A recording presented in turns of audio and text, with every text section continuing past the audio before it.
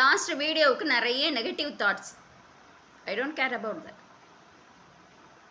ஒருத்தவங்க கேட்டுட்டாங்க, அவர் சொல்கிறத என்ன சொல்கிற வர்றாருன்னு சொல்லி ஃபுல்லாக கேட்டிங்களா அப்படின்னு.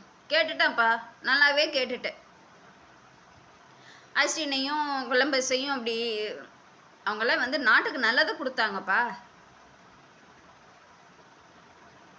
இந்தமாரி டாக்ஸிக்காக யாரும் இது பண்ணலை.